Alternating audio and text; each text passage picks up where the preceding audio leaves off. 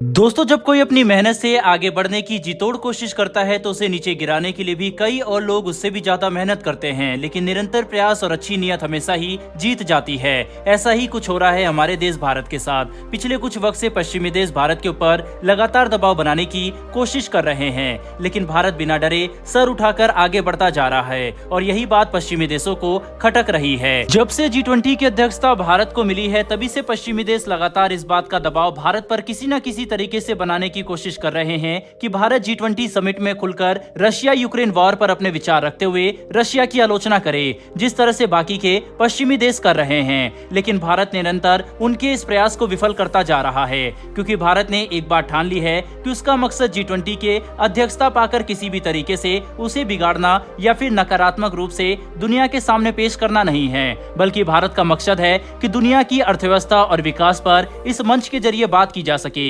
और जहां तक बात रशिया यूक्रेन वॉर की है, तो इस मामले पर पूरी तरीके से भारत अपने विचार पहले ही रख चुका है कि समस्या का समाधान शांति से होना चाहिए। दोनों ही देश आपसी सहमति करके शांति से इस समस्या का समाधान करे। इसीलिए भारत लगातार उनके इस दबाव को इग्नोर करता जा रहा है।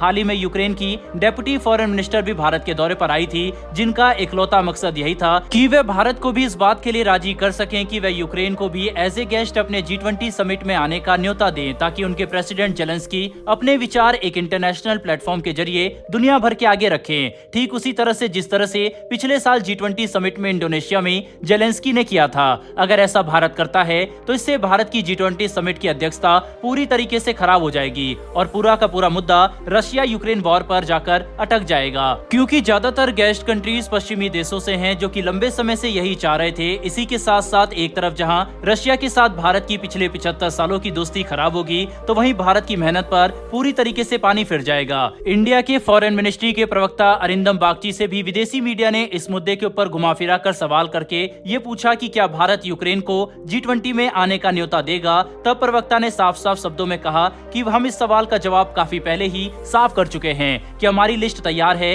इस लिस्ट में किन किन देशों को बुलाया जाने वाला है, उनका नाम दर्ज किया गया है और उन देशों के अलावा किसी और को नहीं बुलाया जाएगा। न ही इस लिस्ट में किसी भी तरीके से फेरबदल होगा। दोस्तों, साफ है कि यूक्रेन के खिलाफ बिना कुछ गलत बोले और बिना रशिया का सपोर्ट किए हुए भारत ने अपने विचारों को साफ साफ दुनिया के आगे रख दिया है और ये भी बता दिया है कि उन पर चाहे कोई कितना भी दबाव डाले, भारत सिर्फ अपनी मन की ही करेगा, जो सही भी है। वहीं पर दोस्तों, आपको बता दें कि इस लिस्ट में यूक्रेन का नाम नहीं था, यानी कि ये साफ है कि भारत G20 में यूक्रेन को इनवाइट नहीं करेगा। बहरहाल दोस्तों, बढ़ते हमारी आज की दूसरी खबर की तरफ। दरअसल दोस्तों, जहां एक तरफ भारत रशिया से अपनी दोस्ती को संभाल रहा है, वहीं पर भारत दूसरी तरफ रशिया को एक बड़ा झटका देने की तैयारी कर चुका है। खबर आ रही है कि ओपेक मेंबर्स, जिसमें गल्फ कंट्री समेत रशिया शामिल है, उन्होंने अचानक से ऑयल प्रोडक्शन में कटौती की घोषणा की है, जिसके बाद तुरंत ही क्रूड ऑयल मार्केट में तेल की कीमतों में 8% की इजाफा देखने को मिला है। खबर आ रही है कि इस वक्त अंतर्राष्ट्रीय बाजार में कच्चे तेल की कीमत $87 प्रति बैरल पार कर चुकी है।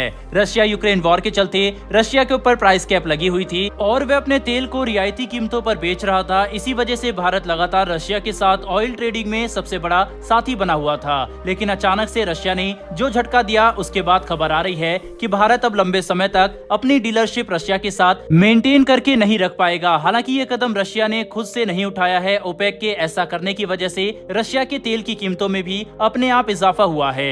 लेकिन दोस्तों, कीमत बढ़ने की वजह से दो भारतीय सरकारी बैंकों की चिंता बढ़ गई है, जिसमें पहला नाम स्टेट बैंक ऑफ इंडिया और दूसरा बैंक ऑफ बड़ौदा का है। दरअसल सामने आ रही खबरों की माने तो तेल रिफाइनरी कंपनी के एग्जीक्यूटिव ने बताया है कि स्टेट बैंक ऑफ इंडिया और बैंक ऑफ बड़ौदा ने ऑयल रिफाइनिंग कंपनीज को सूचित किया है कि वे प्राइस कैप के ऊपर खरीदे गए तेल को अपने बैंक के जरिए चुका नहीं पाएंगे। साथ ही उन्होंने ये भी कहा है कि दक्षिण एशियाई देशों में पोर्ट्स पर शिपिंग और लॉजिस्टिक चार्ट जोड़ने से पहले बैंक कच्चे तेल की कीमतों पर कड़ी नजर रखेगी। लेकिन दोस्तों, बैंक ऑफ बड़ौदा और स्टेट बैंक ऑफ इंडिया की तरफ से इस पर सामने से किसी भी तरीके का कोई भी स्टेटमेंट अभी तक सामने नहीं आया है। भारत की सबसे बड़ी तेल रिफाइनरी कंपनी इंडियन ऑयल भले ही पहले से बढ़ी हुई कीमतों के बावजूद रशिया के तेल निर्यात रोसनेफ्ट PJSC कंपनी से डील कर चुकी है, लेकिन बाकी छोटे तेल कंपनियों के लिए रूसी तेल का सौदा करना अब मुश्किल हो जाएगा। ऐसे में अब रशिया और भारत इसको लेकर क्या निर्णय लेते हैं, ये आगे देखना काफी दिलचस्प होगा। बहरहाल दोस्तों, इस वीडियो में इतना ही। लेकिन आपके हिसाब से भारत का यूक्रेन के प्रेसिडेंट जेलेंस्की को G20 मीटिंग में इनवाइट न करने का फैसला सही है या नहीं, अपनी राय कमेंट बॉक्स में जरूर बताइएगा। साथ ही हमारी आने वाली डेली ऐसी वीडियो के लिए चैनल को सब्सक्राइब कर बेल नोटिफिकेशन को अवश्य दबा लें। फिर मिलेंगे ऐसी एक नई वीडियो के साथ। धन्यवाद। जय हिंद।